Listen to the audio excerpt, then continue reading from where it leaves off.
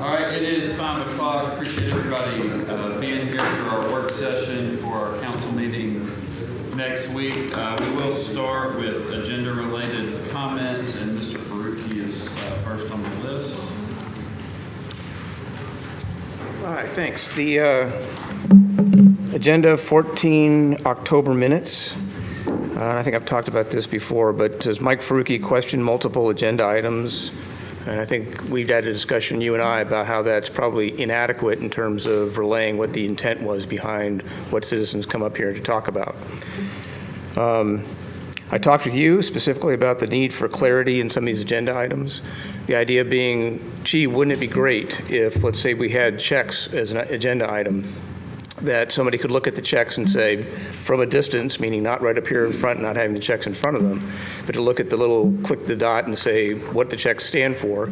I see a check was written for X person, relevant to a police department training, I'm sure, and the amount and the check number. Can we not include what the heck we just bought in that? That would save us a lot of time and be transparent into the audience on what we have bought, and maybe ask questions later on why we bought that. But having the idea on what we bought, because it's very nebulous right now when you look at any of those check items. Also, the inclusion of an executive summary would be useful. So for any of these agenda items, something in there that said a very short, 1 sentence, 2 sentence, 3 sentence, who, what, when, and why, applicable to each one of those agenda items. And the reason I say that, if we're going to be cutting time for people coming up here to ask questions, clearly understanding what, why, and how that thing may be used, or what the intent is behind it, would be saving us a lot of time, and you. For example, well, we also talked about the need for education. That's part of your all's role up here, to educate the citizens who elected you and the general population to begin with. An example of that would be this zoning regulation. Some people say 30 people showing up, and I would offer there's probably less than half of that actually showed up to participate in that event, is good education of the population. It's also very non-transparent when the guy who's up there talking to us at that meeting can't even find his place on the map. So zoning right now, my issue, it's incomplete. There is no link to the maps in the zoning regulation that we are currently, or you have as an agenda item. So between now and the time you vote, citizens wanting to see those maps, yes, I've heard it from all kinds of folks that there's a URL or a code you can go to. But when the chief of the planning commission can't even find his house on the map when you go to the agenda item or go to that conference, there's a problem. Participation, 15 out of 58,000 people, there's not much interest in people showing up for these things and very little participation. You were the only one even mentioned it at the last council meeting. And the biggest issue I've got with that agenda item is the notification process. There has to be a better way than with being within 500 feet of a home equating to adequate notification. And I talked to Tommy. Tommy, I think for the first time, actually we saw eye to eye on that as an issue, because you can have several houses that are outside of that peripheral boundary that would be impacted as a neighborhood or as homeowners. So I'd ask that you take a hard look at that and ask the questions, the hard questions about what are the changes that have been made from the people that did attend that meeting, because right now we don't know. Thank you, Mr. Faruqi. All right, we'll move into the agenda. Approval of minutes, October 14th, 2024, 5 p.m. council work session, October 21st, 24, 9:30 a.m. council work session, October 21st, 24, 10 a.m. council meeting. Any questions on this? Public hearings, ordinance 24-4594, approved zoning ordinance, rewrite zoning map. Public hearing was set October 7th, 2024. Yeah, good evening, council. So as many of you know, we've been working with the zoning rewrite. It's actually an update to our current zoning ordinance for over 5 years now. Just a couple points, a number of points actually. It's a 5-year project. It came out of the One Decatur Comprehensive Plan. If you look at the points, it was one of the top 10 points as an action item from the community. There have been over 4 public meetings, at least 4 public meetings, 2 in the last 6 months. The last one was last Tuesday. And also a 3-year contract with Clarion Group. Many of you 2 summers ago were in a briefing with them. The city entered a 3-year contract to go through to really update our current zoning ordinance. They've been doing this around the nation, and that contract ended. The public meeting last Tuesday was actually better attended than many of the public meetings we've had. It's 20, 30 people in a room. We were there for 2.5 hours. Appreciate all of you being there. It was really good to see you all there helping answer questions. I do want to talk a little bit about some of the suggestions that we did have. I think that is important. As Mr. Faruqi said, the notification question came up because we currently use 500 feet right now. That's more than the state allowance, but that's what we use when a new development goes into next to a residential community. There was a question on fence height about what is going to be in the new zoning ordinance. Right now it's 4-foot front, 6-foot side, 6-foot rear. The biggest issue we have with especially fence height, especially on the side, is that people can see. When you come up to a street that you can see. The visibility triangle is something you see throughout the zoning rewrite, and we'll make sure it's safe. Roosters was a question. Should we allow roosters? Right now, we currently allow them in our new zoning rewrite. We had actually asked, and I've got a number of suggestions that are in your packets that to remove the prohibition of roosters so it fits our current ordinance. I know that's not a big topic for many, but it actually was a question. Another good suggestion was about green building incentives. That is something that's new across the nation. A good question that was brought up was, what happens if somebody doesn't comply? How do you get those permits back? Well, it's hard to get them back when things are built, and how do you pull that off a green building designation? So in the suggestions that I have in your package, we can remove that and talk about how we can best flesh that out. It's not that it's bad, it's just that we can flesh that out maybe a little bit better. Hey, Dave, yes, sir. Question on that. So if we do away with the green building incentives, does that negate the bottom part of 5152? That is the failure to install or maintain approved green building features. Yes, Okay, yes. So that would Yeah, we just need it, yeah. It's a new topic. That was a good suggestion from the neighborhood, or the meeting last week. We did have quite a bit of questions about the neighborhood meeting. In the PRD, it's required and it's optional in other meetings. So when a developer comes to town, I know there's been discussion of whether or not we should have a developer go and do a neighborhood meeting each time they bring a new development next to a residential development.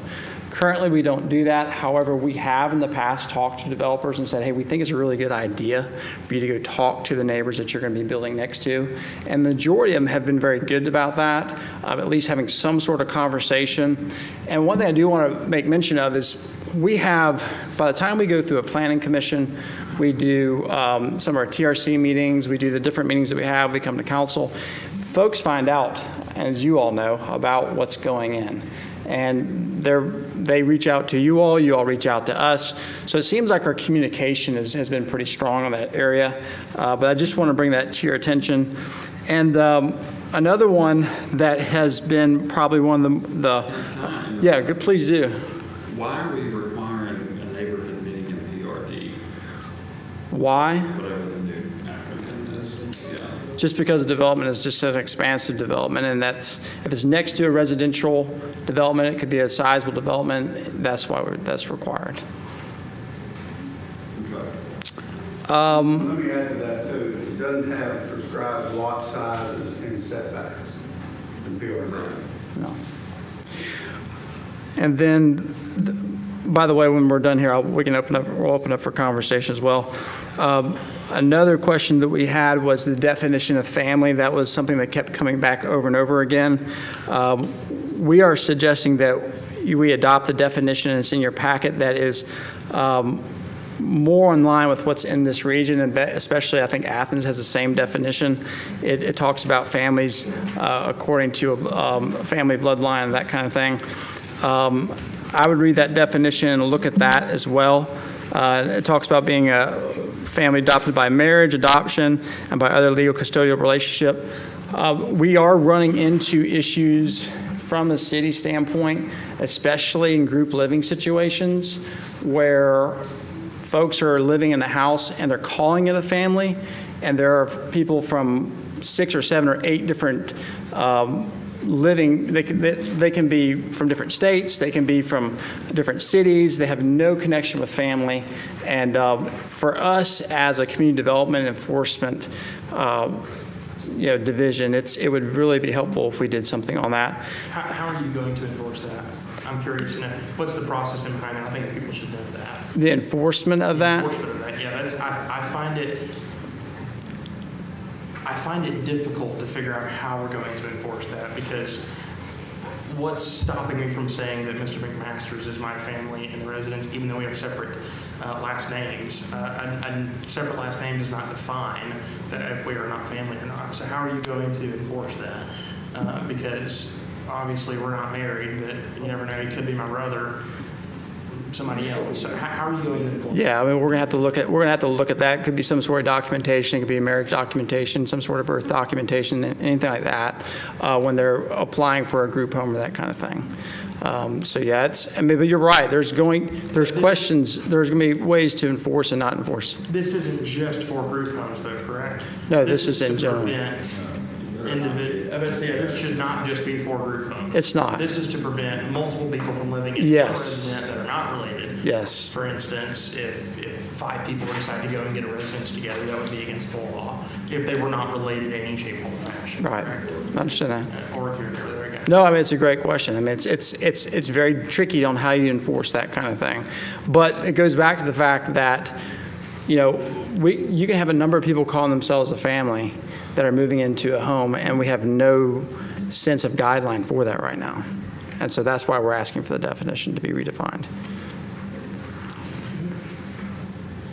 And then we have other members of our staff that are here, and we're open to any questions, because I'm sure there'll be others as well. And we did, in your packet, add a few more edits. There's a couple edits that we had, just more or less were language on minor deviations or headings that needed to be changed. But the other ones that were the major ones were highlighted in my comments. On the family definition, is the current one any number of individuals living together as a single housekeeping unit and doing their cooking on the premises? Yes, that's current. Yeah, so it's pretty broad. And then I'm going to get to kind of the process. But first, I would say I do think we should have a discussion around notification. It's something we've heard in a lot of rezonings now. A lot of people are complaining about not being notified. We're at every meeting that we held publicly. So either a neighbor notified or whatever. There has to be some limit to notification. We're talking about handbills or obviously signage would be on the property. I think the current signage is inadequate. We're talking about a sign that's this big, sometimes on hundreds of acres of property. Like on Lotus, you could drive by and you could tell there's a sign, but I have no idea what it says. So I think it's worth a conversation, because we've heard it multiple times. If we need to expand the radius of notification, there's a cost to that, obviously, but I think it probably is worth it, just so people are in the know, but there is some limit to that. So I think that's worth having a conversation. Obviously, there's going to be some conversation around the definitions that's proposed here, family. And then I personally, I would not vote against the zoning rewrite if it stated that I am opposed to required neighborhood meetings in any zoning. I do not think that's a good idea. And the reason I don't is this isn't just, we're not in a vacuum.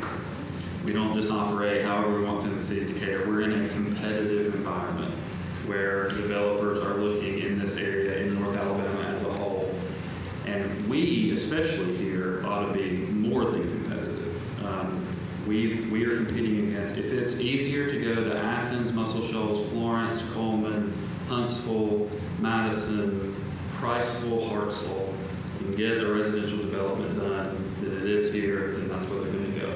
So it's just like every other business. So there's a fine line there, I get that, but we have got to try to be more competitive as we can be when it comes to recruiting. So I would be interested if neighborhood meetings in any zoning are required in any other municipality.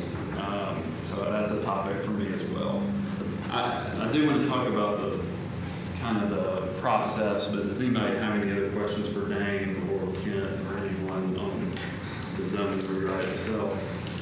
I don't have any questions, but I have comments. So can you walk through, Herman, if we do have an amendment, we kind of walk me through if there's any amendment or changes, what that looks like? Yeah, the suggestion would be that any amendments you want to make, if you could let us know here in the next few days, we could put that, obviously, make those changes in the ordinance. Then it would have to be voted on to amend it, and then it would be introduced in that form. So it would delay You could, the vote. yeah, you could not, unless you do a unanimous consent, and that's not likely. You should not change it, in my mind, and do it the same night. Yeah, I wouldn't support it though. Yeah, so it'd be at the next, you can have a special meeting, but it would be at the next scheduled council meeting. Okay. In other words, you're treating it just like it was being introduced, is what. The other comment I would make is, when was our current zoning ordinance first introduced or first passed? Well, there's some indications, either 1956 or 1958. I guess for our purposes, that really makes no. Right. My Yeah, point is still the same. yeah, there was just a few of us around back then. Yeah. So my point is, this is a living document. We've made changes. It's been changed since then. We've made a lot of changes Yes. through 70 years. And that will be the case with the current, whatever we adopt. Changes will be made, we're constantly improving. And so it's not going to be perfect when we adopt it, is my point. But we are able to make changes for as long as this is in place. So I Yes. just wanted to make that clear. I mean, as far as, so, I guess, obviously we'll have to do all that next week as proposed amendments, but like this definition of family, I'm very, very passionate about because ours is so loose, and I don't disagree that we should look at notification. Everything on here is actually something really good that we should consider. I mean, if we want to debate it next week and decide to offer up an amendment, that's good, but like I'll have a hard time voting for this as is without an amendment to that definition. I'll say that we, last month, we adopted a change to our, where we were actually adopted a resolution where we were going to look at putting a director in for planning. And we needed one. We've not had a director since 2009. And nobody on this council has a planning background. Nobody that I'm aware of on the planning commission has a planning background. And so there are things in this ordinance, and the tangible things we can understand. We can understand the height of a fence and what's allowable and things that are related to a new subdivision. We can understand all of those things. But the process of how we determine what's applicable for our city. We adopted a resolution in 2018 to bring clarity in here. And bringing that clarity in, of course, is from Chapel Hill, North Carolina. And while they know planning, they're not from Decatur, Alabama. And the things that are important in Decatur, Alabama may or may not be applicable in Chapel Hill or in any other place. So I guess my question and my concern is very simple. We have adopted a resolution to bring on a planner, and we have a planner here, but the planner that we have now is a person who is making sure that square pegs go in square holes and round pegs go in round holes. His day-to-day responsibility deals with making sure that the things that we have in place are in accordance with the ordinance that we have in place right now. Do you need to say something to me? Okay, all right. So the thing is that we have a resolution. We're going to bring a planner here. And it's important that we have a planner here. Again, I can't emphasize enough that we've not had a planner since 2009. When you look at why other communities have grown and we haven't, that's got a lot to do with it. That's got a lot to do with it. So, you know, the process of how we get to what works, what doesn't work, I don't have the background to say it that I can say definitively that I understand this. Again, I can read the ordinance and say that this is, I understand the height of the fence and what's allowed here and there. I think all of us can. But how we got to this point is what a planner does. And that's what we don't have on staff right now. And I think it's important that if we've waited 70 plus years, and we've worked with this ordinance for 70 plus years, that another 5, 6, 3 months, whatever it takes for us to get a planner on staff to lay his or her eyes on this plan and to say that this is a good plan or this plan needs to be modified, but someone with a background and expertise who can definitively say and tell us what's good about this, what's not good about it, what definitions we need to change, how we need to modify it. I think that's what's important to me, is that we have somebody on. So I don't see the reason at this particular point, to put it in a nutshell, I don't see a reason for us to rush through this. I don't. If it's a political thing where we just have to check a box and say we accomplished something politically, then that's something totally different, if that's why we're doing it. But if it's something just where we are, trying to get something right, then I think we need to do our due diligence and make sure that we do it the right way. I guess my question to that is, it's hard for me to see where Rush is doing it when it's been being rewritten for 5 years. And the other thing I would say is, yes, Clarion, they are planners, like you said. You said they're from Chapelville, North Carolina. Our next planner may be from Chapelville, North Carolina. I don't know. He might, but what we need to do is give that planner the time to acclimate themselves to Decatur, Alabama, and see what's applicable here. And you're right. You don't understand. You might not understand why I'm saying that we're rushing through it. We've got a plan on the table. We do. But we've got a position open for a planner who we're going to bring here, and hopefully that person has the expertise, the background to say that this is a workable plan or it's not a workable plan. I don't understand why we would go into a plan right off the bat and start making amendments to it when we have the opportunity to bring somebody here who could do it. Michelle Jordan could have done this probably with her eyes closed. Rob Walker could have done it with his eyes closed. The fact is, we don't have those people on board anymore, and so that's what I mean when I say we're rushing through it. We have no, I understand we've got a document on hand, but there is no point to push it right now when we've got someone on deck. We don't know who that person is yet, but we've got someone on deck who's going to come here and have the background and expertise that none of us have. I see your point. That clarity was, I think that's the reason for hiring consulting firms, because they have a bunch of planners. They do. Other cities, even Huntsville has hired outside companies to contract and work with them with their plans. But they have planners on staff, numerous planners on staff who can associate what they're saying with their community and their city. We don't.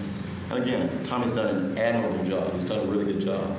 But his day-to-day operation consists of him making sure that this goes there and that goes here. He doesn't have the time to go out and to look at our community and say, this is, this zoning matches this and this one doesn't. So that's not his responsibility at his point, but we're looking at bringing someone in. So I don't really understand why we would push this when we've got the opportunity to bring someone here, give them time to acclimate themselves to our community, and make sure that this is the right plan for our city.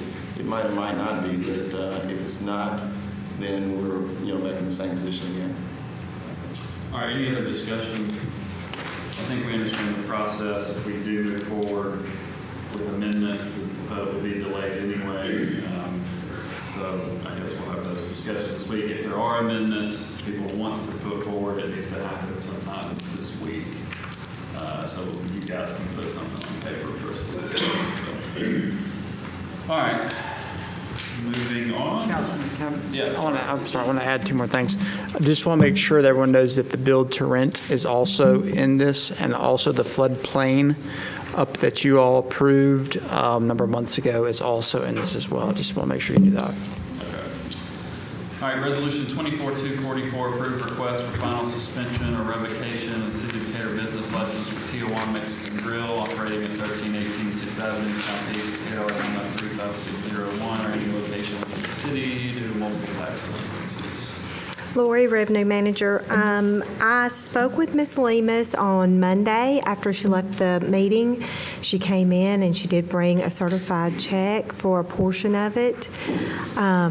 She said she was going to go home and try to get the rest of it taken care of. I emailed her just to go over everything, make sure that she completely understood the process on Tuesday, and she emailed me back and said they were working on it and she'd be in touch with me, and that's the last conversation I've had with her. And when was that? Tuesday of last week. All right, any questions? How much do they have? I can't tell you that. All right, Resolution 24-253, award bid number 24036 to North Alabama Glass for 7th floor office wall. Jeremy Sherrill, procurement. This is the glass walls portion of that renovation. I think it was tabled last week, but from my vantage point, we had 9 local vendors we invited to participate in the bid, and North Alabama Glass responded, and we're recommending them for approval. Okay. Judge Golston's here, and I'll ask her to come to the podium. And I think if anybody has questions for her, if you can just kind of talk through what your department kind of challenges are, and then if we were to make a move from the annex, what would and wouldn't work on the second floor versus 7th, but just kind of tell us what some of the challenges. All right, good evening, Council. Takesha Golston, Municipal Court Judge and Director of Municipal Court. Thank you for giving me an opportunity to address the Council regarding this issue. When this opportunity was presented, I thought that this would be a great opportunity to have our department under one roof. We have operated since my tenure in 2 separate locations, and so from an operational standpoint, it's a great opportunity to have our department housed under essentially what would be one roof, and to have the opportunity to streamline services for the public and to streamline the way that we work in our department. And so what we have looked at in our department, what we've done since I've been here, is to try to operate from a standpoint of how can we be better, what can we do to improve the services that we render to the public and to the individuals who utilize municipal court. One of those options was there was a room off this side of the courtroom. Historically, there has not really been an opportunity or a place for attorneys to sit down and talk with their clients and to discuss the issues that are coming before them, dealing with their settlements and whether they're going to enter a plea on that date or not. And so that side room was divided, and one portion of the room is room for attorneys to be able to speak with their clients. That room is primarily utilized by individuals who are seeing people who are in custody. People who are not in custody use that room as well, but that's the primary person because individuals who are in custody may not leave the courtroom. And the other side of the room is a virtual courtroom / training room / my chambers. I use that room to conduct virtual hearings for individuals who are serving long periods of incarceration in DOC and have pending cases in municipal court. The whole idea is if you have pending cases in municipal court, to get those taken care of while you are serving long periods of incarceration if we can. We also see individuals who are out of state who have tickets and matters before the court that can be addressed. It helps us to get those cases resolved without that person being transported. DOC will not transport inmates from Department of Corrections for municipal court proceedings, so individuals are EOSing their sentences or paroling out or otherwise being released pursuant to some form of mandatory supervised release with pending cases, which really is counterproductive to all parties. And so that has served our purpose. And what I have looked at for the room that formerly served as the payment window was to be able to have that room renovated to be an additional room. That was actually something that we had looked at before we did the renovation inside the courtroom, but that was more pressing and that was where we had the greater need. I find that we have very limited space in municipal court for what we need to do. There's a lot of spillage into the hallways and the gangway that leads across to the entrance of Municipal Court. Those are where our bathrooms are. We have officers who are coming to swear to complaints. We have individuals who are coming for PC hearings, probable cause hearings. And so relocating the team serves a variety of purposes from our operational standpoint, and that is getting everybody under one roof, having the public be able to meet their needs at City Hall in one location. And so having some of that traffic rerouted to a different location helps as far as streamlining the services. We have court typically Monday through Thursday, but there are 2 Fridays out of the month that we have court on Friday. So we're handling court business Monday through Friday. On our Monday traffic dockets, we have staggered sessions because we do not have the room to get everybody in at 8:30. So oftentimes those individuals sometimes can be wrapped around the stairwell being checked in. And so from an operational standpoint and for security purposes, it's a lot easier for our bailiff to be able to focus on what's going on inside of the courtroom as to what all is going on outside of the classroom, or the courtroom. And so having the opportunity for some of that traffic to be rerouted and to best utilize the space that we have, because we are very much limited on the space that we have outside of the courtroom and inside of the courtroom as well. Our courtroom has the capacity to seat 122 people.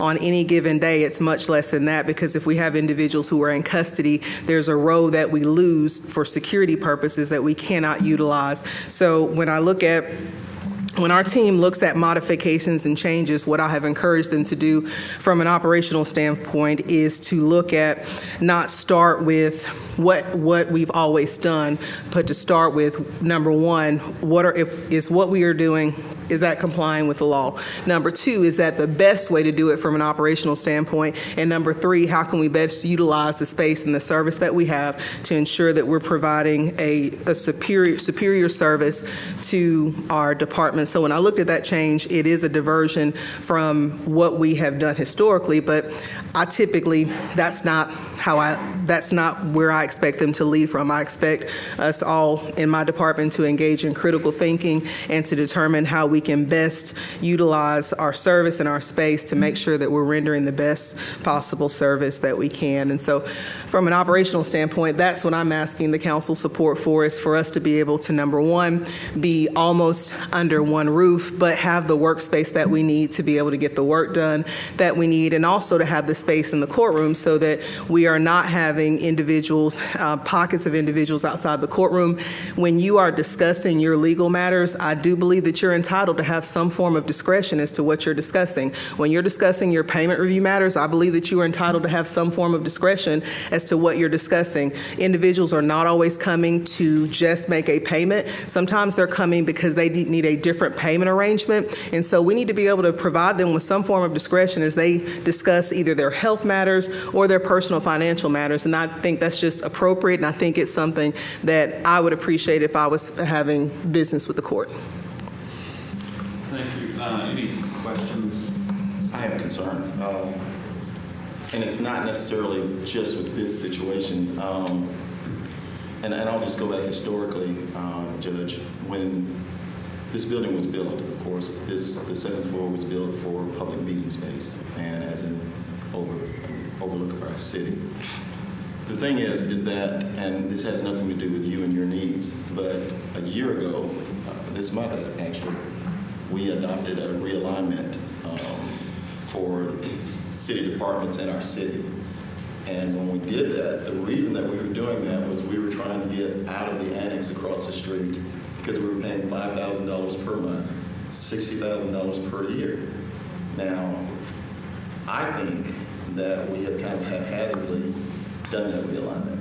There's no real rhyme or reason as to why people were tucked into different places. We're kind of congested in places. We're taking places out of City Hall that were ordinarily designed for other purposes. We will actually spend we spent supposedly $200,000.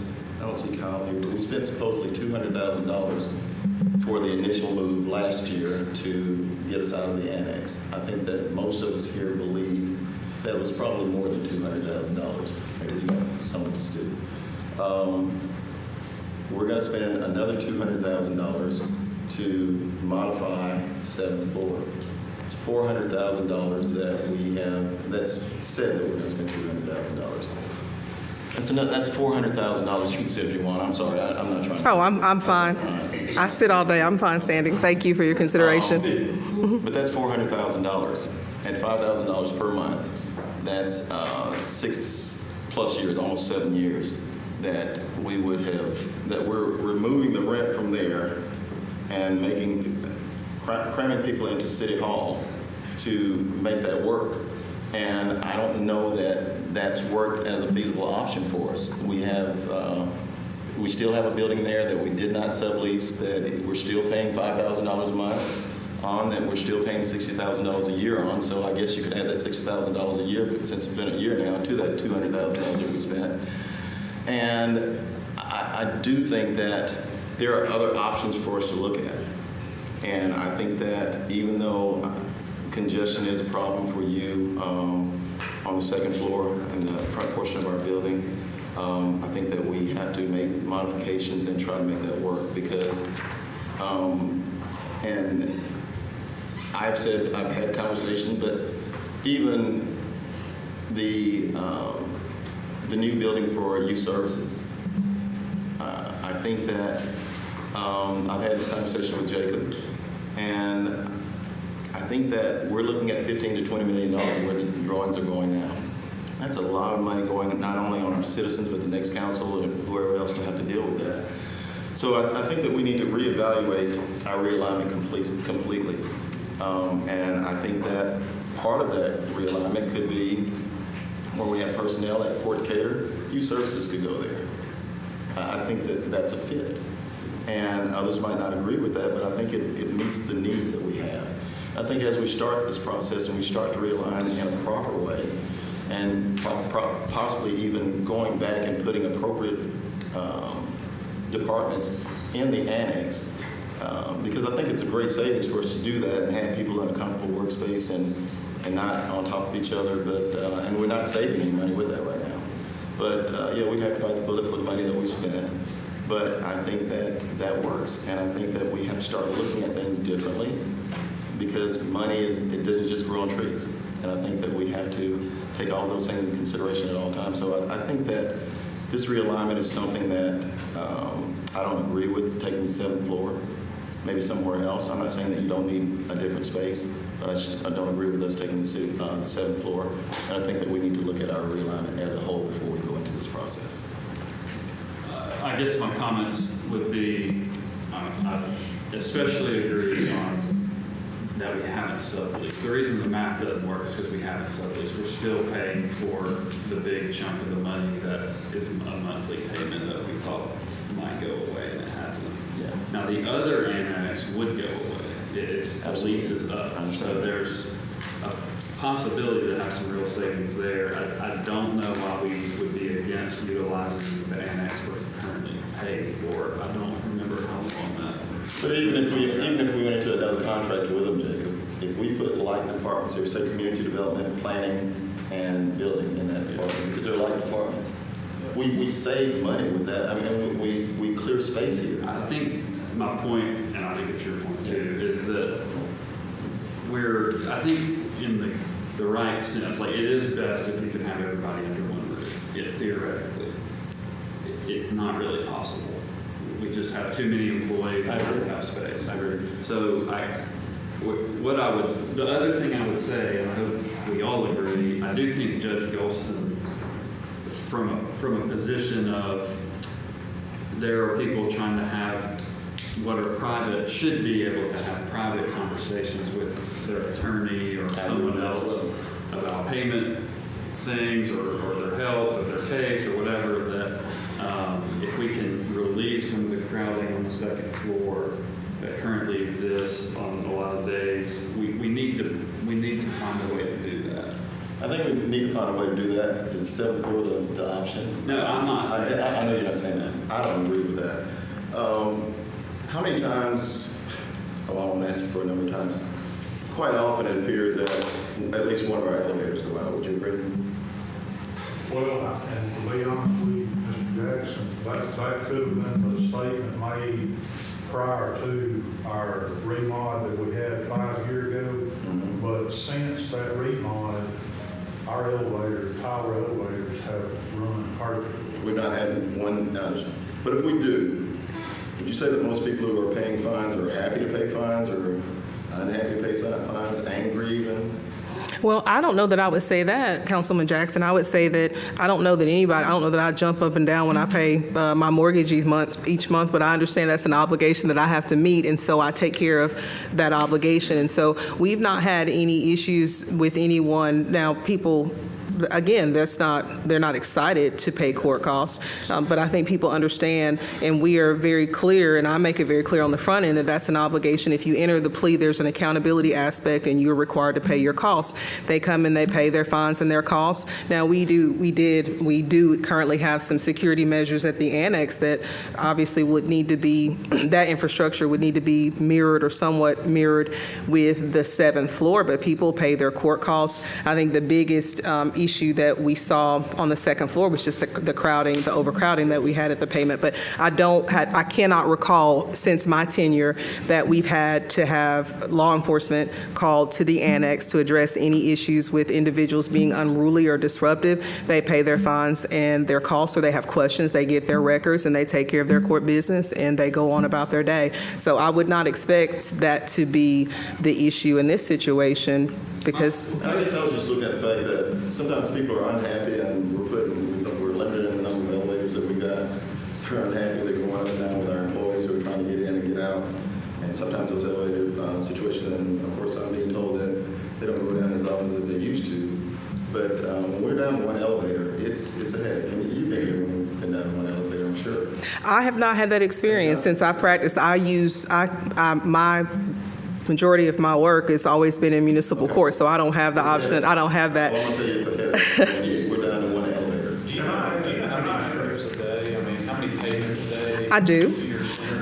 I do. I did ask our assistant court administrator to pull those numbers for the council so that you all would have an idea of approximately how much traffic is coming in. And I had her pull random dates from August of this year as well as from September of this year. And the high number in August was 48 individuals. The low number in August was 40. The high number in September was 53 individuals. The low number in September was 31. I talked to Kurt, and I had a conversation about the viability of the elevators, the durability, and that's obviously not my area of expertise. So, and I don't mean to speak for Mr. Johnson, but what I understood was that the elevators could handle that level of traffic. If you're looking at two different elevators and you're looking at, let's just say, the high number of 53, we have two elevators, you divide that by two, that's approximately 27 people. Divide that by an 8-hour period, you're looking at maybe 3 individuals per hour. If you average it out, obviously people come in spurts and come in, but I would not expect, based on the conversations that I have had with Mr. Johnson, that the operational levels of the elevators or the infrastructure would not support the level of activity that we would expect to have. Well, I guess I'm kind of confused because we're looking at 53 people per day on average paying fines, but the courtroom is so crowded that we have spillage all the way out onto the upper decks. Well, the courtroom we're taking care of court business. So you have individuals that are coming out in the hallway to discuss their cases. You have traffic. There's multiple uses that people are coming and using traffic. So what I'm trying to do is divert that traffic to a better area where people can take care of their payment and request records and do all those things. So that's not contributing to the overcrowding that we have when we're taking care of court business throughout the week. So I have anywhere Monday through Thursday, anywhere from 50 to 70 individuals scheduled for court. That is just individuals who are charged. That is not the witnesses. That is not the other people that come with them to court. And so my goal is just to have, when we're having court Monday through Thursday, Monday through Friday, is have those individuals that are taking care of active court business on the 2nd floor. If you are requesting records, if you are requesting a change to your payment plan or making payments, that be diverted to a different area so those individuals can take care of their business, because the payment window as it existed is an extremely small space. You're confined right there, and when people people taking care of their court business, they may come with by habit or just by having to have your children with you or having other people with you, then that is coming out into the walkway. And then you have officers who are coming to swear to their complaints. You have individuals who have scheduled probable cause hearings. There's not any pockets there where you can be and not be in the flow. And then you have employees who are coming back, taking care of city business, coming back and forth as well. So my goal is just simply to have court business and have it done decently and in order, in a manner where we move through court as efficiently as possible and streamline and have different areas. That is court business, but it is court business that has been resolved, and make those payments at a separate location. So well, I'm not saying, let's be clear, I'm not saying that, because I know it's annexed, we're in a contract, I'm not saying that you don't need space. But I do know that we need to relook at the overall, and this to me is a part of the realignment. Even though it didn't happen at the same time, this is a part of a realignment that we started a year ago, and I think that we need to take a closer look at the overall realignment and this being a part of that. So you had mentioned in the last discussion last year, whatever that was, about maybe the administration should take a look at that realignment. I think you did make that argument. I did, and part of that was because. And do you mean to keep going? Yeah, we'll get you going. And the only reason I say that, I guess what I would say my goal is, I do think, this is my opinion, I do think that we are trying to cram a bunch of people in this tower on all different levels, and now we're going to be asking citizens to utilize that. That's a decent number of people a day trying to make comments or whatever else. But at the same time, I do think these are legitimate concerns. Well, I think, and so I think we probably all agree. Yeah. So how do we really need to take a step back, and how do we accomplish those things? How do you? I think that's the whole thing, Jacob, and I don't mean to cut you off, but I think that's the whole thing. I think we need to take a step back and look at it. I think we started a process, and as I used the word haphazardly earlier, I think we started a process where there was no real plan.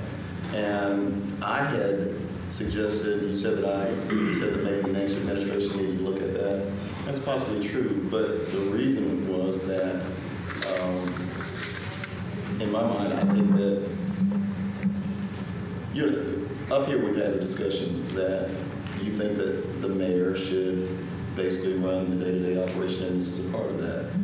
I basically don't see our mayor putting the effort and the energy into making sure that, and I wish he could hear us so that I was not just saying it and he's not here, but I'm sure he's listening, that our mayor, I don't think that he is going to break this thing down and look at coordinating departments and looking at the impact that the $5,000 a month has on our city.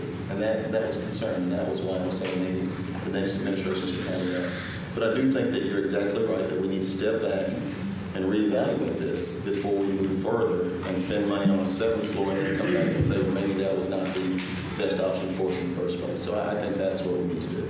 I'm not necessarily disagreeing, but I guess I am curious, we're saying not use the seventh floor for payments, or you're talking 50 people a day roughly. I guess where at in the tower are we going to get people that they're not going to have to take the elevator and cram into City Hall? I think that's something we need to try to find out. Yeah, I agree. I guess I just, I don't first off, and Mr. Jackson, you mentioned the other annex over here we are still. I don't remember when that lease expires, but I think it expires December of 25. And so we still got time for that, but again, we're going to find ourselves in a situation a year from now doing the same thing if we don't extend the lease again. So I think that it's important that we examine what we have in front of us, and before we make a move on it, it might turn out that the seventh floor is the only option that we have. But I think that, and I'll be shocked as well. But the thing is, I think that before we go into this process, that we need to step back, analyze what we have, look at what options we have, rather than just someone throwing out and saying this department's going to go there and that department's going to go there. And I think there just needs to be more thought put into it to make our departments work and fit together better. I agree, and I think in this case it is a little different because there are security measures that go into a payment family center, whereas moving HR and planning, and those are a little bit easier to move around versus this. So my opinion would be we need to get it right the first time we pick them because they need to I disagree with that. I just think that we need to think it through and make sure that we're making the right move when we make the move, instead of just, this is our only option, so we're going to do it on the 7th floor. But we would have to look at this pretty soon. I would- Because the paving center lease is up sooner. We need Yes. to think, that needs to be at the front of. Time is of the essence, and I certainly appreciate the council's due diligence, but time is of the essence. And so in the midst of a move, the expectation is court will continue as usual. And so I need to have an opportunity to be prepared to get that move and streamline it as much as possible so as to avoid minimal interruption to court operations. I don't want to be thrown, I don't want my team and my department to be thrown into just a storm trying to move and also to keep court operational. That is a very daunting challenge that I have no doubt we will rise to it, but I would rather avoid it if I don't have to be in that situation. I told you this, but we talked, I know a couple of magistrates and asked them, hey, what if we could move everything to the second floor? I think it used to be that way with Judge Cook and, or was it Judge Cook? Yes. And I'm going to talk to him too. Judge Craig as well. Yeah, okay. Both of them, they did not feel like there was enough room. The magistrates did not. And there are a couple of, there's members of my team here, and I think they will tell you that is not a viable solution to have us all in that second floor. I think we need to solve your problem. I don't know if the proposal is the exact best way to do that. So I think let's. I don't disagree with that. But there is a divergence. I agree with that, but we're in agreement. Thank you. Thank you. Thank you very much. If you have questions, of course, reach out to Judge Golston. Thank you. Yes, if you need to see the space, come see what we've done. Our side room is a really good room that we're utilizing. So municipal court is always open to the public. Come see us. Thank you. Thank you. All right,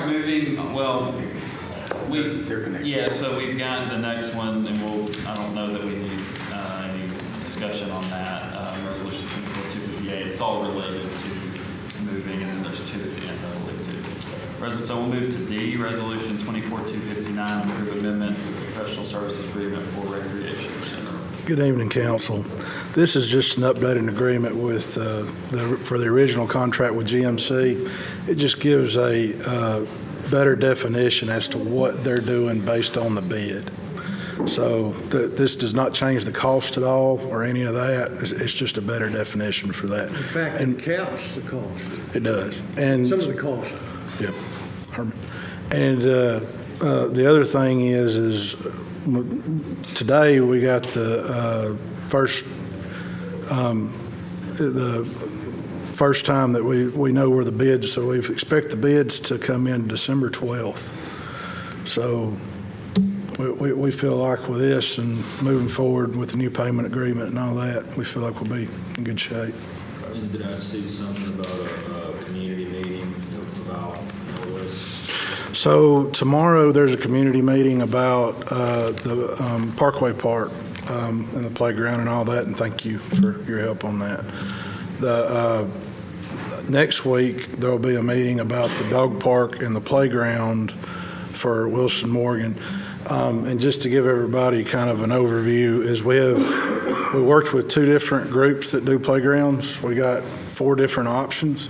So we want everybody's opinion on what they think about those options and which ones they like and why they like them or don't like them or whatever.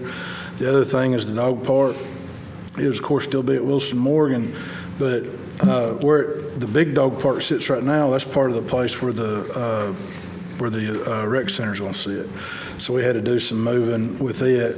So it's showing everybody that information, but especially people that put time into Adventure Park, because all those bricks and all those things that are out there, we want those folks and everybody, but especially those folks, we want their input because we want to make sure we still recognize them. And this is an opportunity for us to listen. We have some ideas, but at the end of the day, we might not have heard the best idea yet.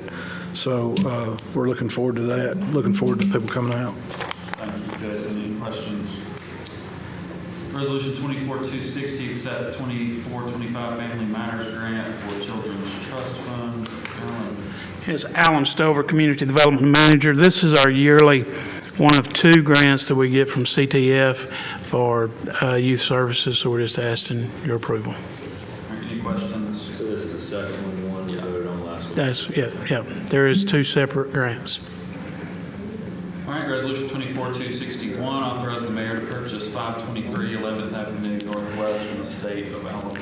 Yeah, we had a request from an adjacent property owner to purchase this property. It belongs to the state. We have sent in to the state a request and an offer to buy this, and they've accepted that offer. So this will we will buy this, and then once we get the deeds and stuff, there'll be a resolution to convey that. So it's just in and out. Any questions? Resolution 24-262, approve the amendment to recycling partnership grant agreement. Good evening, Wanda Tyler, Landfill and Recycling. In June, you all approved me to get a grant from the Recycling Partnership. With discussions with them, we decided to make an amendment. The initial grant was $217,000. This particular, in regards to the carts, the $300,000 that we'll have for the renovations for our recycling facility will stay in place. But because of the mandates with the grants and the fact that I didn't feel that we would meet those thresholds, the grant has been decreased to $137,500. Also, it changes. City of Decatur in North Alabama is one of the most aggressive and the most, we're more progressive when it comes down to recycling than our neighbors. So that's why that was one of the reasons for the change in this amendment. We have almost 60% of our households participate in our program. And not only that, we have other municipalities and also counties that participate with us. So we changed this grant a little bit just to fit us as the City of Decatur. Thanks, Wanda. Any questions? All right, resolution 24-263, approve the purchase of recycling carts from Toter LLC. So along with the grant, we are going to purchase $41,000 worth of carts this fall. And also we'll do another giveaway of carts in the spring. So it's about 624 carts that we'll give away in December, and we'll do it again in about April or May. And that's what we're asking for your, this resolution is asking for your approval, and of course this is all grant funded. Any questions? Those are the larger carts, right? Yes, this is all 96 gallon. We're trying to get out of the 64 gallon carts. Yeah, right. All right, resolution 24-264, approved agreement with Container Pros Professional Waste Services for unloading, assembly, and delivery of recycling carts. So also a part of the grant, the Recycling Partnership asks that we hire a company that can help us deliver these carts. Like I said, this is probably going to happen in December, and they can have this done in a couple of weeks. So that's the agreement and the contract with Container Pros. Okay, any questions? All right, Thank you. resolution 24-265, retirement of K-9 Officer Barron. Good evening, Council. Council President, Chief Pinion, Decatur Police Department. One of our K-9 officers is reaching his age of retirement. He's 9 years old. He served a good career. We're looking to have him. He's got some medical issues that is happening that he needs to be retired. So that's what we're looking to do, hopefully to have him here for that too. So. Any questions? Chief? Ordinance 24-4596, annexation 378-24, 5.06 acres at 2612 Old Malton Road. Yeah, good evening, Council. This is the property that we pre-zoned last meeting to a B1. Its potential use is from a parking lot to a laundromat. All right, any questions? Boards and committees, appoint Bonnie Hurst to the Library Board with term expiring June 30th, 2025.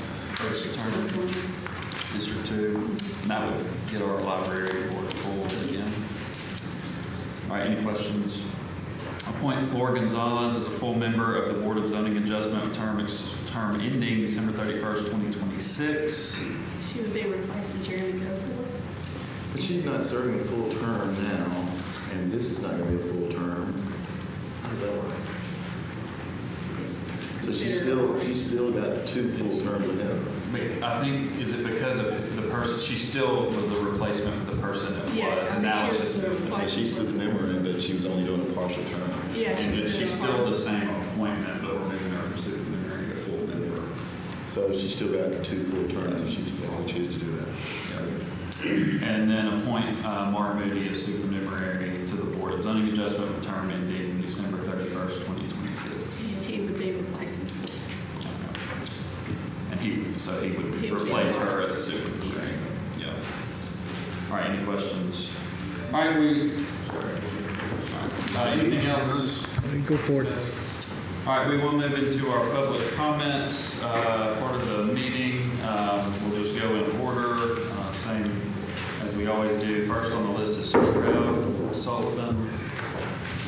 I think this is Trev. I'm not sure. Sarah French is next.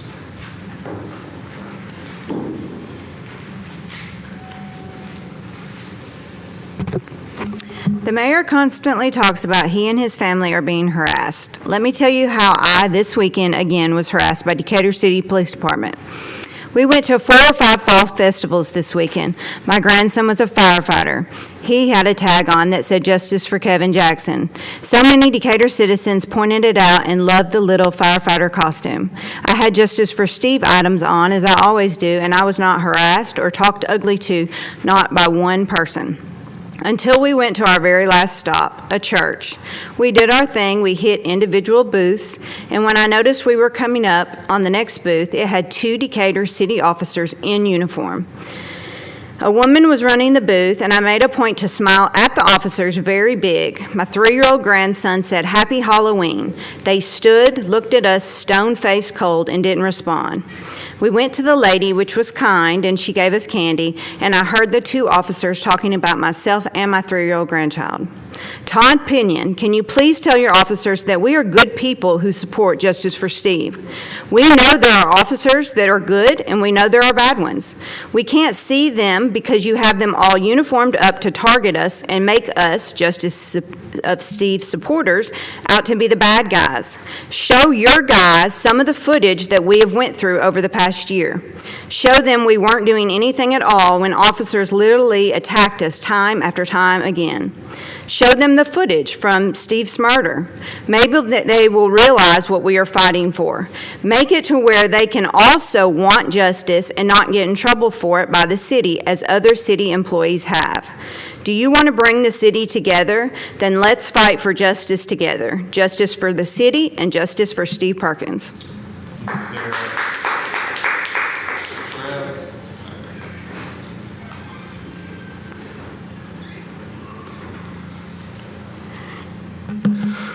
Hello, it's Big Brother Trev again.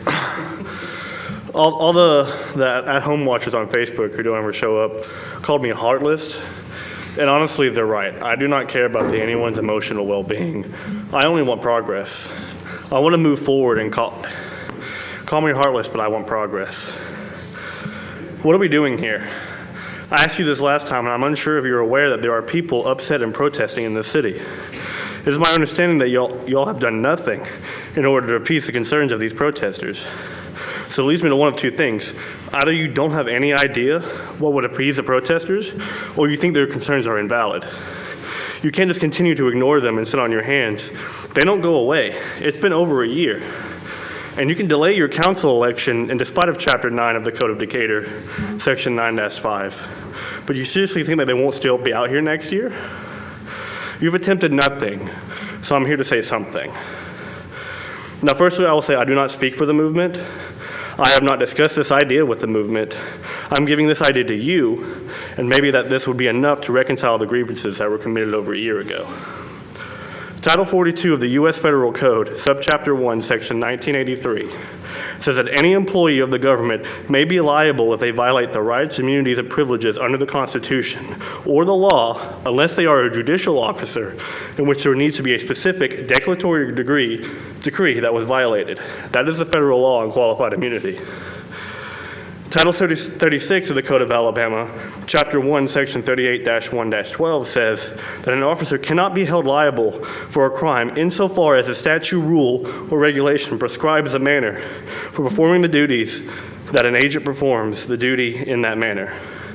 And that is a state law for qualified immunity.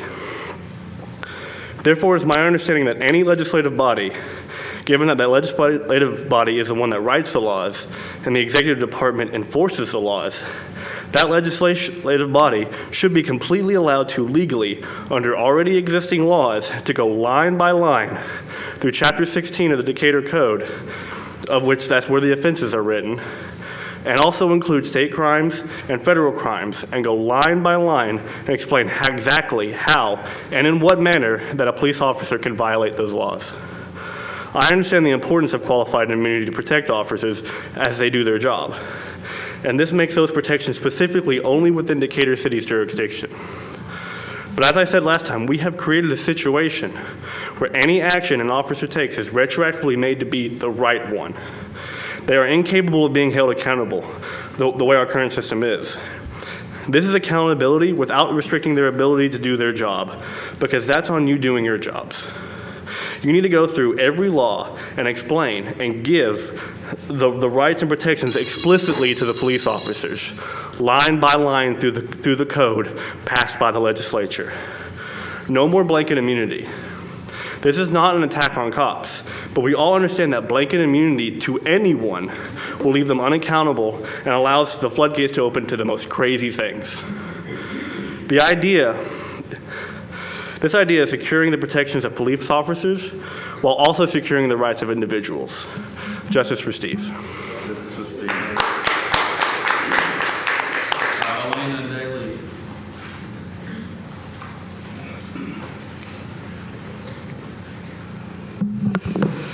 How was your trip to North Carolina? Yeah, I can imagine. My next question for you is, are you a liberal? No? Do you know the definition of a liberal? No? Let me read it to you. The definition of a liberal, because I didn't know what the definition was until you called me one on Facebook. A liberal is willing to respect or accept behavior or opinions different from one's own, open to new ideas. A supporter of policies that are socially progressive and promote social welfare. So thank you for letting all of your constituents know that that's not what you're about.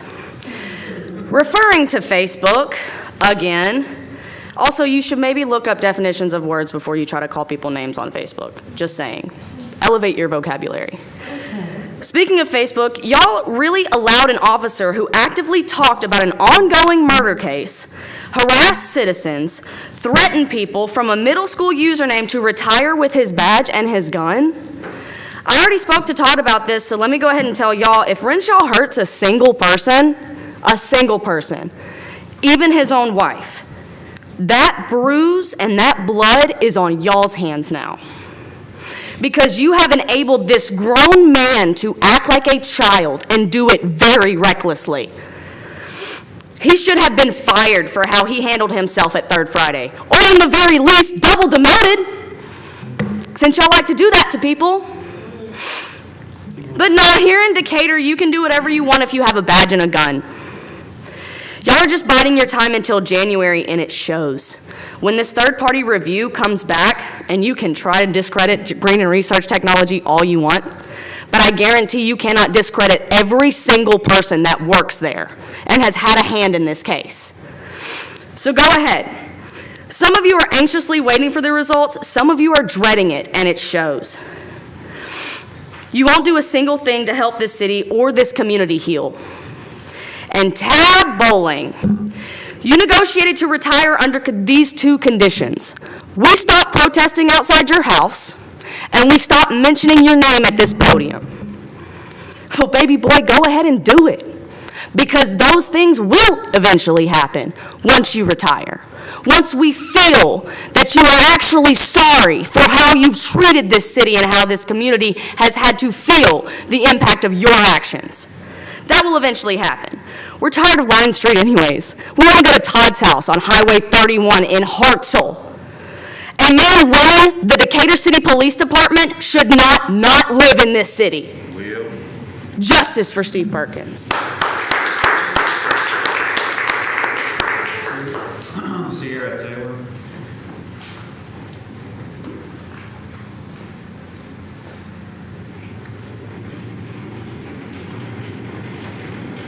So I have a question for all of y'all. Do y'all remember when Renshaw had sent the message out and it was showed to everyone that, do we really think DPD would protect us, blank, blank, blank, you know, on with the cuss words and how dumb we were for thinking that Morgan County RDPD would protect us? Do y'all remember that happening? I vaguely remember seeing that, yeah. So his point was proven when Mike Faruqi's panic alarm was set off and no one showed to his house. What if they were being murdered? So it shows us that we're not going to be protected. So I want everyone to understand my home is very well protected. We will protect ourselves because we have no faith in the Decatur Police Department. And I don't necessarily think that Todd's such a bad person. I just don't. These people run all over him, and I don't understand. Like he needs some support, I guess, maybe. And then my next thing was, you guys spend, what, hour, 2 hours here once a week doing this? It depends. Close, I mean, you know, give or take a little.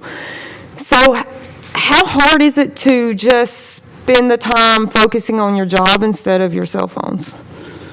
I don't see everyone having a problem with it, but to be honest with you, Hunter Pepper, you spend more time on your phone than you spend paying attention to what's going on.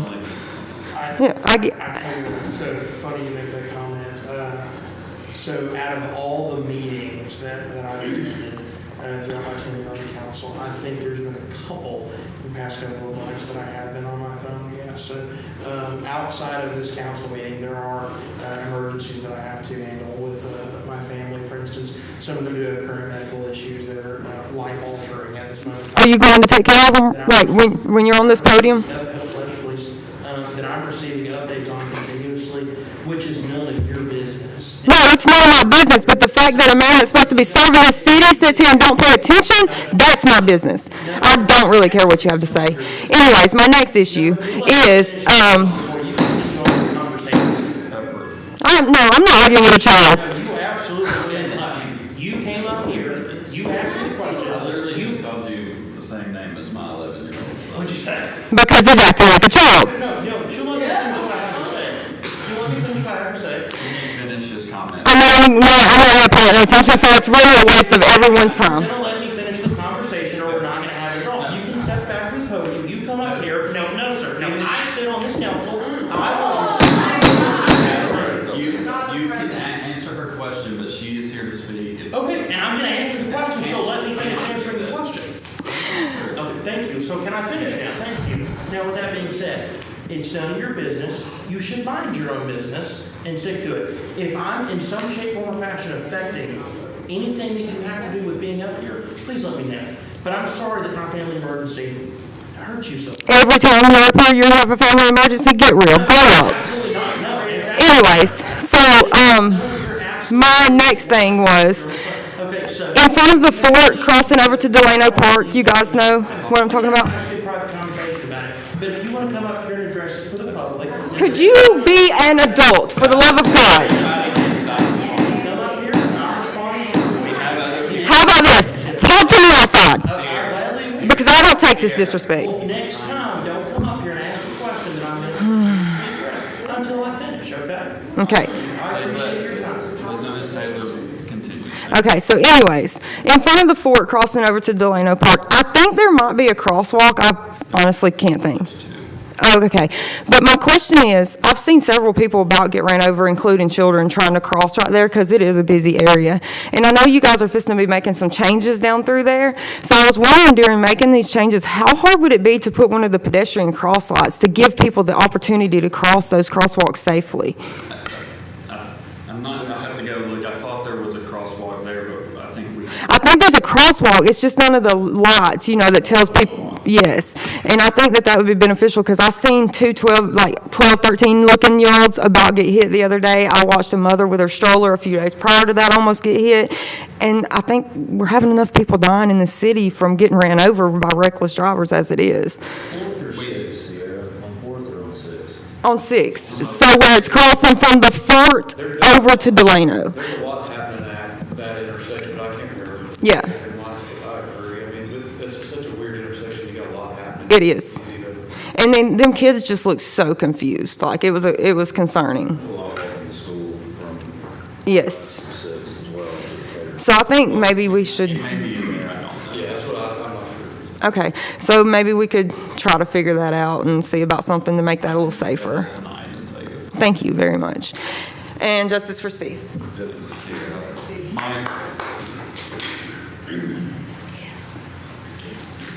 Okay, the rezoning and the planning issues, as I understand it's kind of a chicken and the egg, which came first, who's going to do what when kind of thing. The vision for what Decatur is going to be, as I understand it, is supposed to be articulated in the One Decatur plan. All right.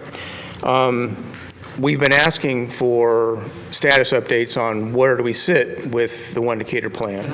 I apologize, but can I interrupt? So I think it's an interesting conversation, and the reason I say that, One Decatur was passed in 2018, maybe, or maybe a little prior to that. 2018. The hard part, I think I've thought about this too, so I think it's an interesting conversation. The hard part about long-range strategic planning when you're talking about municipalities or anyone that has elected people is that somebody's vision that gets elected may be completely different than what was adopted in the One Decatur plan.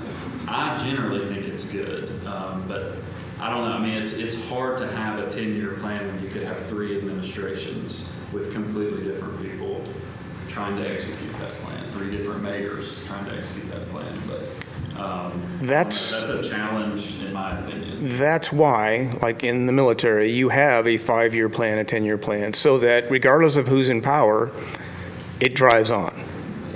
Yeah, but the people in power can immediately go, I don't like it, we're changing it, we're going the complete opposite direction. They can, but how often have you seen the U.S. military go 180 out from where they were? Never, at least in the last 10 years since I've been experienced. So again, part of the plan talks about quarterly updates. I guess where I would argue with that is you had a period of appeasement. This would be back in, 1940s. Yeah, but legitimate. You're a history major, so am I. That then goes into a completely different for the past 80 years. Almost. Well, in some ways, the government had a very different stance on entering wars around the world or not. So it can, even in the military, completely change 180 degrees. Which All right. is my point. We have not had, is my point, a status update on where we sit with the One Decatur plan. I was told that all of that would have to wait until we finish this zoning regulation. So again, the chicken and the egg here is appeasement. Okay, that is what it is. We are not getting where we need to go. The vision for Decatur is not going anywhere where it needs to.